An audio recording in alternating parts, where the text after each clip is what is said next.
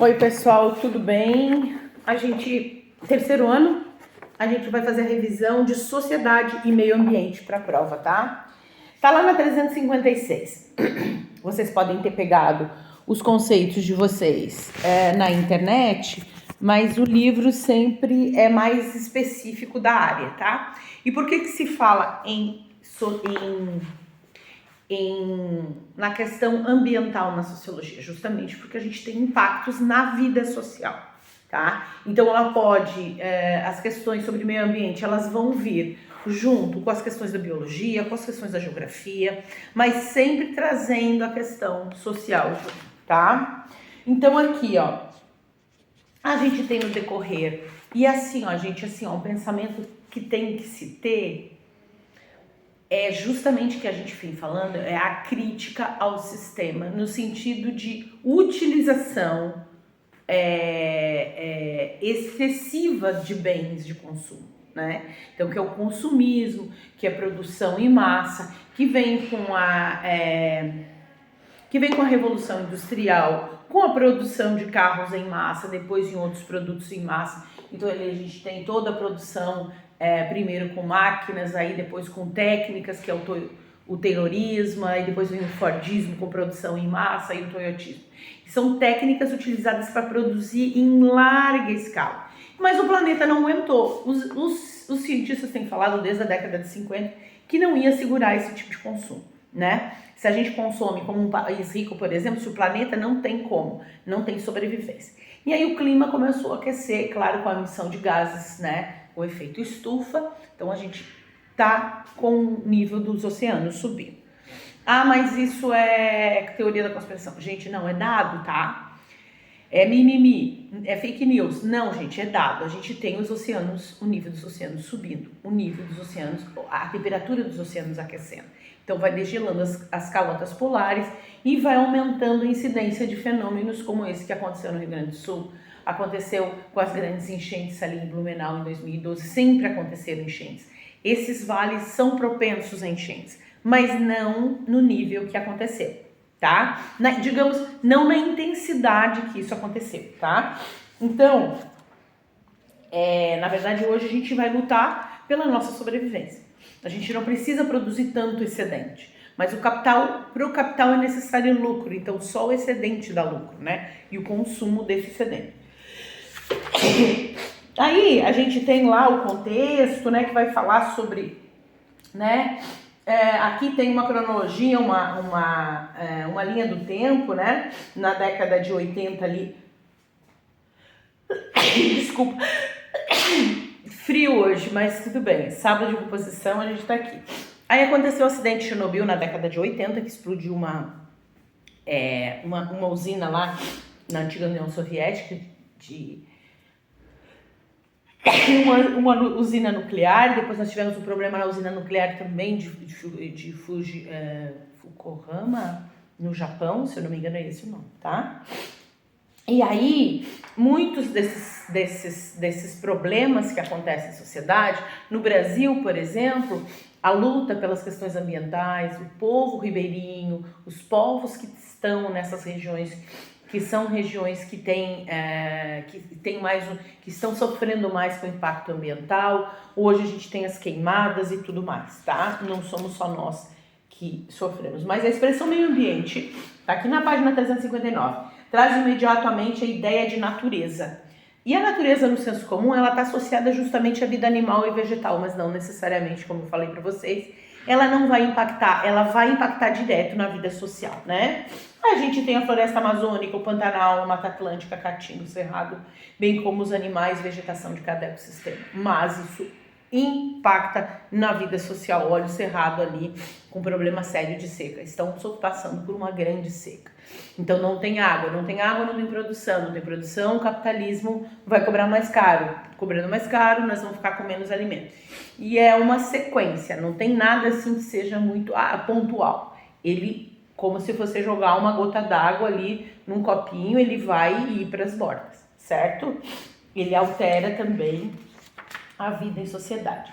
Aí a gente tem aquele conceito de meio ambiente, né? Então, conceito de meio ambiente, ó. Diz o desenvolvimento da cultura humana e a forma como suas diferentes manifestações interagem com o ambiente físico ao redor caracterizam o conceito de meio ambiente para a sociologia. Então, o desenvolvimento da cultura e a forma como essas manifestações das pessoas interagem nesse ambiente físico, elas acabam sendo, então, uma questão de estudo da sociedade, da sociologia, né? Nesse sentido, não se sustenta sociologicamente uma questão de meio ambiente apenas naturalista, apenas das coisas naturais, né? Desassociando o ser humano da sociedade e os grupos humanos, né? E a sociedade como um todo.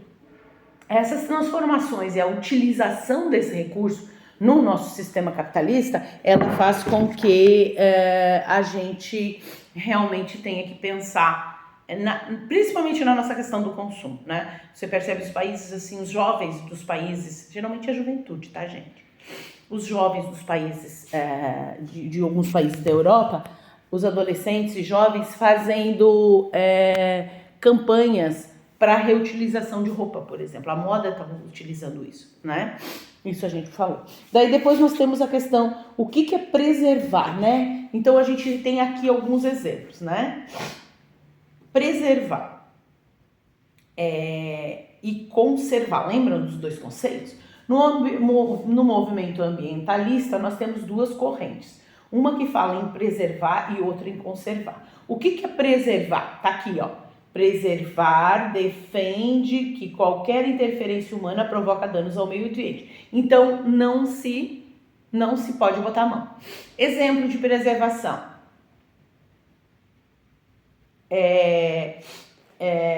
Por exemplo, áreas intocáveis pelos seres humanos. São reservas ambientais.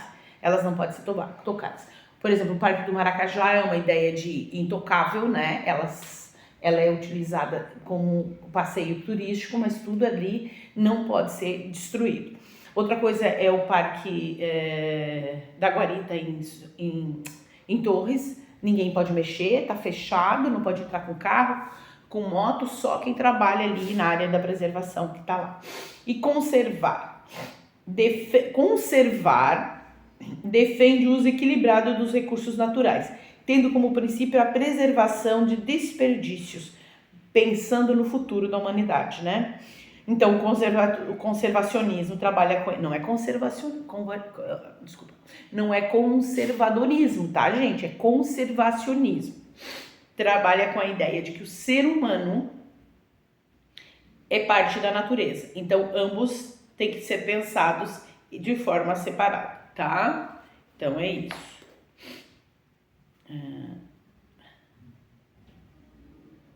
Ok, é isso aí. Outro conceito que a gente trabalhou lá foi o desenvolvimento sustentável, tá? Então, o que é desenvolvimento sustentável? Essa ideia, a partir de 1987, essa ideia, vamos então quantificar, não se faz crítica ao sistema e se pensa em como desenvolver de forma sustentável. Tipo, vamos pensar, reciclagem é uma forma de pensar um desenvolvimento sustentável, para não impactar as próximas gerações. Então você desenvolve, mas sempre com um olhar, com carinho na produção, na distribuição, para não impactar o meio ambiente ali na frente, tá? Então, esse meio ambiente que a gente está falando, o desenvolvimento sustentável, 1987, a partir do final da década de 90 se fala em desenvolvimento sustentável, e é justamente isso, desenvolver de forma sustentável. Principalmente, essa ideia começou por conta do turismo, tá, gente? Também. Então, vamos lá, eu vou desenvolver de forma sustentável o meu meio para poder ter recursos e me utilizar desses, e meus filhos e meus netos, tá? Aí daí depois, em 1968 tem o Clube de Roma, que são organizações para o limite do crescimento. O Protocolo de Quioto e o mercado de carbono, tá associado ao mercado de carbono, tá, gente? Certo? Aqui, ó. na página 363. Em 1997, foi um acordo lá no Japão que se falava em que as nações industrializadas tinham que emitir menos dióxido de carbono, tá? E também, vamos pensar o seguinte, o Brasil, não tem tanta indústria, o que a gente vai fazer? Não, vamos compensar vendendo créditos de carbono, tipo como se fosse um mercado, sabe? Aí eu tenho mais área verde, então eu não vou destruir, mas eu vou cobrar das outras nações, das outras, né, esses créditos. Então eu vou me utilizar disso para ganhar dinheiro também, dentro do capitalismo, tá? Ideia capitalista. 1997 foi o protocolo de Kyoto. 36 nações industrializadas assinaram o acordo, tá? Sobre a questão de baixar os níveis de dióxido de carbono para baixar o efeito estufa, tá? Ainda assim, aumentou a emissão. Então, estamos aí, 1997, isso já. Os especialistas têm falado desde a década de 50 a 60, tá, galera? Então, é isso. Depois, e os Estados Unidos não assinou esse protocolo, tá? Eles não assinam. Daí depois, o que é a questão da produção de alimentos? A questão da reforma agrária, né? Porque se a gente produz alimento em larga escala, como é o agronegócio, a gente vai ter excedente, mas não tem trabalho na roça, no campo, né? O trabalho é feito hoje todo mecanizado e muitas famílias trabalham também para o agronegócio, né? Então, a gente fala em reforma agrária. Por que reforma agrária? Porque não tem que ter grandes extensões de terra. Isso é passado já, isso é tempo de Brasil escravista, né? A gente tem que ter pequenas porções de terra. O sul é um exemplo, uma grande parte do sul do país é exemplo de como aconteceu uma reforma agrária aqui. Os colonos foram pegando, invadindo a terra, claro que não eram terras deles, eram terras indígenas, mas cada um pegou um pedaço de terra e aqui se fixou.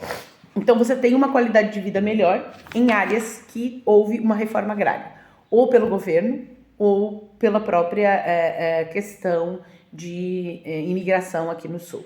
Né? Países como o Japão, já falei para vocês, fizeram sua reforma agrária. Os Estados Unidos fez uma reforma agrária, né? E o Brasil está na sua Constituição, mas não faz. Não faz por quê? Porque os grandes donos de terra no país não querem, não têm intenção, como, por exemplo, um texto do Congresso Nacional é a bancada do boi, que tem muita terra e não vai querer que passe nunca, que aconteça efetivamente o que está na lei. Aí depois, na lei da reforma agrária, está na Constituição, tá, pessoal?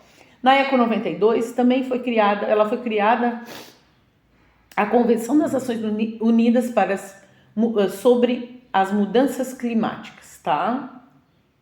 E em decorrência do encontro, os países se comprometeram a modificar seus modelos de produção, tipo, vamos pensar, produzir sem afetar o meio ambiente, mas sempre afeta. E reduzir os impactos no meio ambiente e amenizar eventuais mudanças climáticas. Já passou do ponto, tá, gente? Esse comprometimento tornou-se explícito anos depois no protocolo de Kyoto. Então, o ECO 92 foi antes do protocolo de Kyoto, tá? Estados Unidos não assinou. Eles participam, mas eles não assinam, tá? Então, e aí, essa questão da reforma agrária, voltando ali, temos na nossa Constituição, ela é sempre um tema político para reorganizar a estrutura fundiária. Estou lendo aqui 365. E tem como objetivo democratizar a propriedade da terra e permitir o acesso de todos os que quiserem nela produzir. Quer dizer, a terra na Constituição, ela é o quê? Ela tem que ter função social. O que é a função social da terra? É ter terra para vender? Não. É ter terra para produzir. Produzir o quê? Alimento, né? Produzir sobrevivência. Sobrevivência, tá, gente? Como as terras produtivas estão centralizadas nas mãos de poucos proprietários, para realizar essa reestruturação é necessário que o Estado, o governo, né, como todo, o governo supremo, o Congresso Nacional, desaproprie terras de grandes fazendas, sendo elas têm que estar improdutivas ou tecido ou terra que foi utilizada para plantar droga ou do tráfico de drogas ou de crimes, e as redistribua entre pequenos agricultores, camponeses sem terras e trabalhadores rurais, tá? A lei da terra no Brasil, Não é, eu vou pegar a terra e vou vender. Não existe, gente. É 20 anos morando nela, tá? E não pode ter outra terra, certo? Depois, nós temos segurança e soberania alimentar, né? Em que várias empresas do planeta, tem até filmes, tá, pessoal? Que falam sobre grandes multinacionais que detêm a produção de sementes, né? E a semente, ela é vital para produzir mais alimento no planeta, né? E elas fazem com que... Eu não me lembro o nome do filme. Tem um filme que um agricultor, ele luta contra uma multinacional que diz que ele roubou as sementes deles, que voavam com o vento e iam acabar na área dele, porque ele não comprava sementes, sofreu um processo, quase perdeu a terra, foi perseguido nos Estados Unidos. Ele conseguiu, mas ele não pôde mais, nunca mais fazer as sementes dele. Entenderam? Ele não pôde mais produzir as sementes que ele mesmo plantava. E está assim no planeta inteiro. Isso é um grande debate internacional aí sobre sementes. Na área da geografia, na área da biologia, é bem interessante entender isso, tá? E soberania alimentar é poder produzir e para se alimentar, né? Basicamente, né? Com as alterações climáticas, isso vai ficar bem forte. Isso vai valorizar muito, pessoal, a agricultura familiar.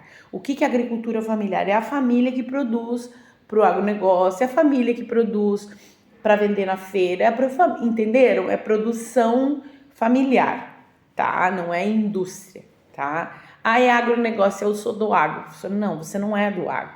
Você planta para o agronegócio, né? O agronegócio é muito maior, é uma grande ideia capitalista, são enormes produções, ou então eles compram, que é o caso do fumo, eles compram de pequenos produtores para revender a nível internacional, nacional, tá bom?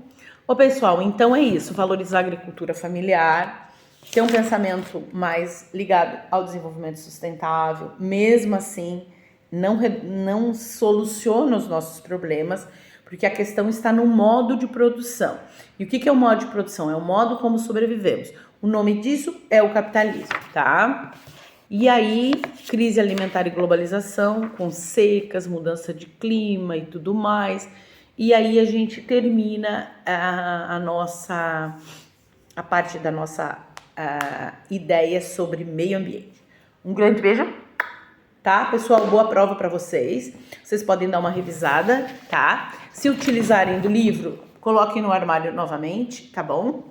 E é isso. Essa é a parte da questão ambiental.